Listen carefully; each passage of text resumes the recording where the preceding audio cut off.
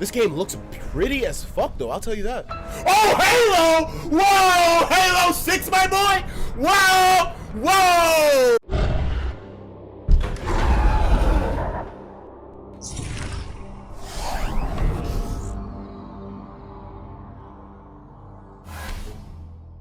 Hey guys, welcome back. So yesterday, if you somehow missed it, we got our first peek at Halo Infinite.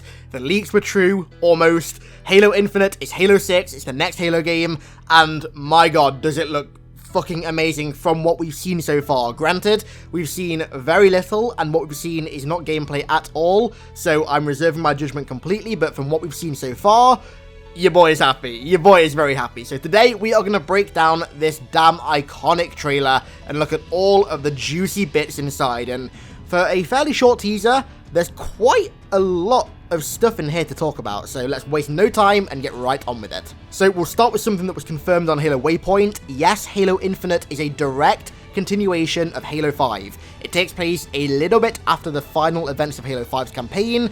We will get to the nitty-gritty details of how long after very soon, but yes, people are saying this might be a hard reboot or it might be set in the past or the future. Nope, this is a direct continuation of Halo 5. This is essentially Halo 6 without the number. It's also going to be a chief-focused game. I mean, we kind of knew that already, that had sort of already been confirmed after Halo 5, but yeah, there's the final ultimate confirmation. This is a chief-focused game. So the first thing worthy of note in the actual trailer is these deer. Now, you might be thinking, why the hell are we talking about these deer? Now, it's not because they are like ripped as fuck, it's actually because deer in the Halo universe could be quite important for this game's setting. Now, deer are one of the indigenous species on Installation 07, Zeta Halo. Now, we don't know for 100% sure which Halo ring this game is going to be set on. We also don't know for 100% sure which Halo ring the Halo 5 Legendary ending involved, but from what we know so far, we can very likely assume that this ring and the ring at the end of Halo 5 is Zeta Halo. And to further forward this idea, the wall scribings you can see here, these like sort of cave painting things, are the second sign and the second piece of evidence supporting this ring being Zeta Halo. Now, what are they? So they could be foreigner glyphs written on the wall. They could also possibly be ancient human wall scribings. Now, this links very nicely to Installation 07's history, because Installation 07 was the only Halo ring in the new array of the 7 rings that we see in the modern Halo universe that was actually a part of the previous, much bigger array that was used during the Foreigner Flood War, notably. Now, on Installation 07, there used to exist a number of ancient human tribes known as Tudesa tribes. Now, these tribes were like various human subspecies and variants of human that existed prior to the ultimate firing of the Halo rings at the end of the Foreigner Flood War that sort of reset the galaxy and then set in motion the current Halo universe. Now, if you've been watching my content for maybe a couple months now, you'll know that the humans on Installation 07 were very important for a very specific disturbing part of Halo's history. So on Installation 07, there are these places called the Palaces of Pain, which are essentially flood research facilities, where the foreigners would take these humans from these tribes against their will and put them in these facilities and do these horrific, terrifying experiments on them to try and find any form of cure for the Flood in the days of the Foreigner Flood War. Notably, a foreigner called Faber, the Master Builder, who I actually did a dedicated video on recently, he took quite a lot of them there, and he was responsible for some of the most sickening and violent experiments on the humans to try and find anything, some sort of miracle cure for the Flood. Now, that alone should get you insanely hyped to go to Installation 07 in this game, if we do. But there's something more, right? So these wall paintings, a guy called Kitty Lyncher on Reddit supposedly managed to sort of decipher them. Right now, there's loads of different people trying to sort of decode them and decipher what these symbols mean, looking at various different Norse languages, Greek languages, foreigner symbols, stuff like that. No one's really gotten a solid translation yet, but this one from Kitty Lyncher is very interesting on Reddit, so props to him.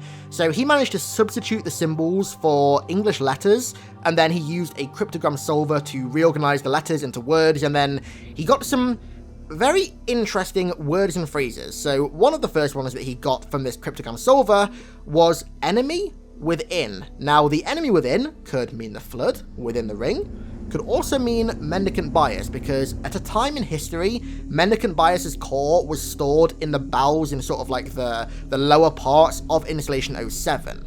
Another translation that he came up with was Nemos Larvae. Now, that, when translated from Latin, means ghosts from the past, roughly. Now what does ghosts from the past link to? I mean, there's ancient humans, there's foreigners, there's also flood, right? So this, like I said, this is a big reach. This might be completely wrong. It might not, these words, these symbols might not mean anything. Just keep that in mind. But these two translations sort of point towards the same thing, and maybe it's my bias, could be, but I don't know.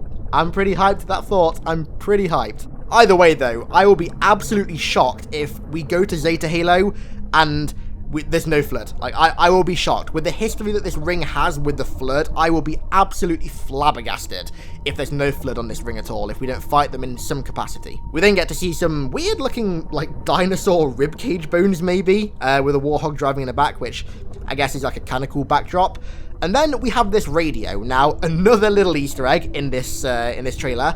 A guy called CIA391, who is one of the big guys over at Halopedia, an awesome dude, was working with some people to sort of decipher this Morse code on the radio. And he tweeted out recently that they managed to get a sort of rough translation of the Morse code, and it reads SOS Zeta Harrow GRD, which I assume means grid. Now, I assume that entire translation is SOS, so save our souls, Zeta, Halo, grid. Now, to me, this is like the absolute fucking smoking gun for it being Installation 07. This is like the most bang-on evidence for it being Installation 07, and this right here is the primary reason, honestly, that I think we are going to Installation 07 in this game whenever it comes out. Like I already said, this Halo ring has some really fucking cool lore. I've already touched on it quite a bit in some fairly old videos, but I feel like I should do a fresh one on it. But it contains the Palace of Pain, where Faber did all those disgusting experiments. It also once housed the Primordial, and also once housed Mendicant Bias's core. So, the lore and sort of Easter egg potential in this game, if it is set on Zeta Halo, could be, like, astronomical. We then move on to see some rhinos. Now, this scene is quite cool, actually, because it reminds me of a shot from, I believe it was the E3 2000 Combat Evolved trailer. I don't know, just a little thing, but it's kind of cool. Kind of like a cool little harkening back, if that's what it's meant to be like. We also have these tents in these crates. Now, this isn't exactly a big detail, I don't think, but it's still worth pointing out. These tents and crates look very similar to the ones that we saw in The Return, that sort of like short animated comic thing from Halo Evolutions, about these elite commander that revisits a planet that he attacked and walks through the streets and stuff and sees the destruction that he caused. And that takes place in 2559. Now, you'll see in a second why that's important. There's also, as you can see, a pelican docked in the bottom right, and then the next shot takes us inside that pelican into the cockpit, and as we can see, much like those tents looked, this pelican is pretty wrecked and abandoned. It's definitely seen some better days. But what's important about this pelican is that on the dashboard, if you zoom in really, really well, you can actually see the date, which right now at least we're going with for this game being set. And that is May 25th, 2560. Now, to bear this in mind, right, Halo 5 took place in, I believe, late October of 2558, and Halo Wars 2 took place in April/May 2559.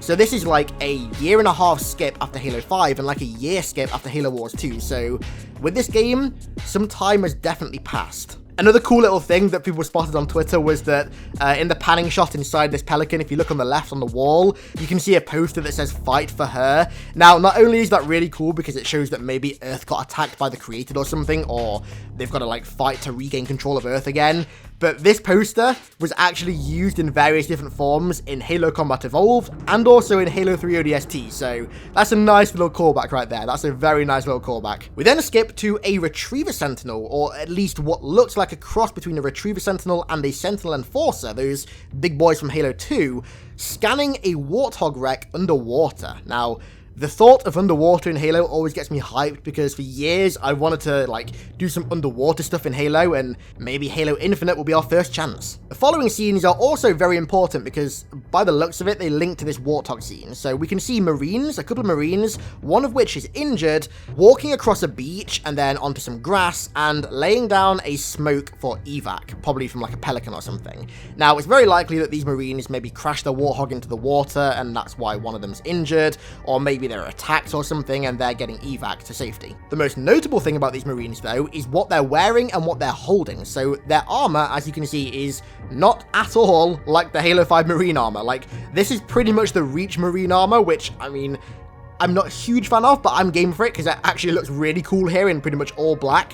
I'm digging that. And then you can also see that they're holding the BR-85, I believe, from Halo 5. It looks like the BR-85, but this time, instead of being like grey and yellow, it's all black, which honestly, I'm not a huge fan of the design, but I dig the color scheme. It looks a lot more militaristic to me, a lot more militaristic. I'm also digging this sort of like mix-up of art styles because, I don't know, I think it looks kind of cool seeing a Reach Marine holding a post-war BR. I think that's kind of cool. I think also that maybe in the game, obviously we're going with like a mixed art style now. I think that in the game we're going to see most likely a BR-55 as well. I would be shocked if we didn't see a BR-55 at the least. And as the Marines are walking towards the camera, we can see these sort of like loops in the floor that kind of look like pieces of the space elevator from Halo 3 ODST and also Halo 3. These are like a tiny little Easter egg if you want to look at it specifically. They sort of spell a 6 out, as in like Halo 6. I don't know if that's actually an Easter egg or not, but worth pointing out. But then we have the absolute piece de resistance of this entire trailer. The camera zooms out, and we get to see Chief wearing his old Mark 6 again. The new Mark 6 is gone for some reason, and I mean, to be fair, I'm pretty sure there is going to be a canonical reason for it going, and for the old armor coming back, and to be fair again, if you look at the end of Halo 5, Chief's visor is cracked. Like, you're going to want to get a replacement helmet if you can, but maybe the pressure put on them from the created means that they have to go back to old armor to, I don't know, stay under the grid or something. I made a video about this a while ago, about the multiple various sort of canonical reasons as to why the armor and weapons from sort of the original trilogy could come back. And I think a lot of those reasons are still quite valid, so if you want to listen to those, then check out the video. But yeah, this armor, I am over the moon. I never thought ever that we'd get Chief's Mark 6 back, his old Mark 6. I didn't even ask for it or make a video about it because I just never thought it would happen, but here we are. I mean, the armor isn't bang on Halo 2 Anniversary. It's like probably 90% Halo 2 Anniversary and about 10% Halo 4 and 5. It's sort of the shape of the helmet, but man, I love it. Major props to 343 and the entire team over there because I fucking love it. We can also sort of see the Halo 4 and 5 Warthog design here, and also the sort of Halo 4 / original trilogy kind of foreigner design with the big towers in the background, those iconic towers that fire the beacons into the air. You know what I'm talking about. And then we see it. Installation 07, or at least what we all think is Installation 07 right now, and that all the evidence is pointing towards. And then, if you guys haven't already listened to the trailer, then I'll just play a little bit right now because the music in the background might seem quite familiar.